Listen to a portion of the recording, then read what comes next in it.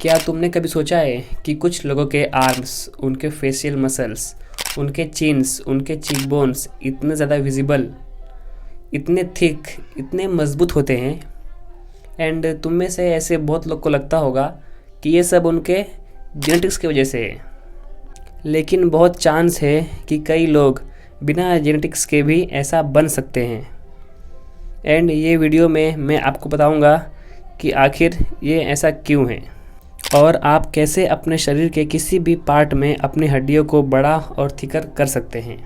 अब सबसे पहले आपको ये समझना बहुत ज़रूरी है कि आखिर माइक्रो टीयर्स क्या होता है। बहुत लोग को वैसे पता रहेगा, बट तो भी मैं बता रहा हूँ। देखो, जब जिम में हम वेट उठाते हैं तो हमारे जो मसल्स होते हैं उसमें बहुत छोटी छोटी माइक्रो टीयर्स होने लगती है एंड वो डैमेज होता है।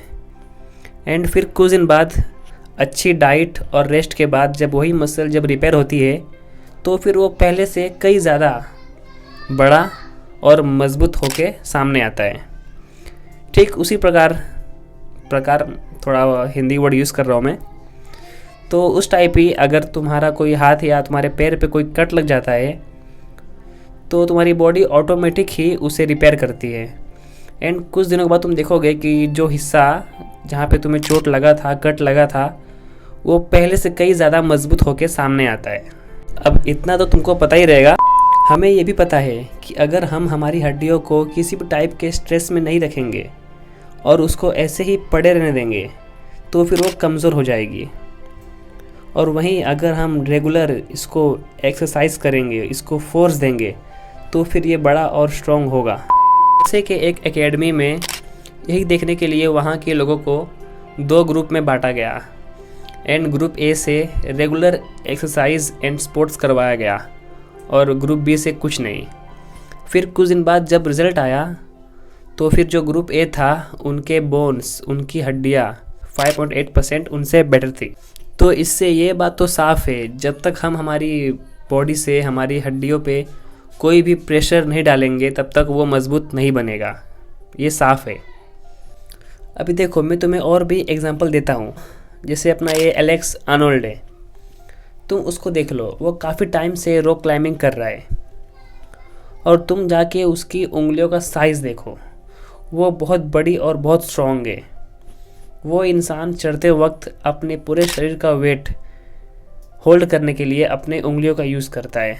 एंड काफ़ी टाइम से ऐसा करते करते उसकी उंगलियां इतनी मजबूत हो गई है। अभी तुम ये एक्सरे देखो, ये एक्सरे है एक प्रोफेशनल टेनिस प्लेयर का। तुम खुद देखो, इसका एक एल्बो, इसका एक आर्म्स थोड़ा मोटा और मजबूत है। ऐसा इसलिए होता है कि टेनिस प्लेयर अपने एक हैंड का यूज़ ज़्यादा करते हैं। बहुत एग्जांपल है यार, तुम रेसलर्स को ही देख लो, जो यूएफसी में जो रेसलिंग करते हैं, जो बॉक्सिंग करते हैं।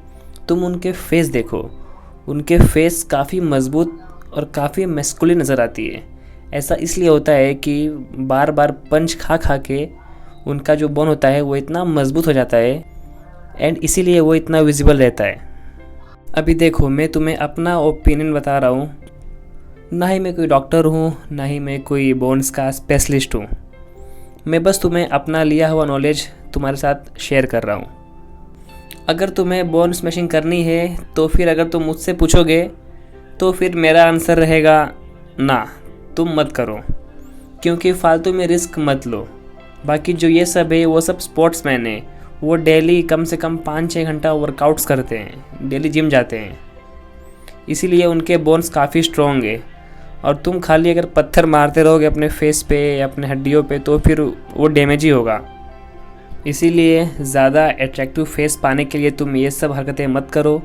तुम सिंपली बस मूविंग करो एंड जिम जाओ, दैट्स इट। ओके, मिलते हैं नेक्स्ट वीडियो में।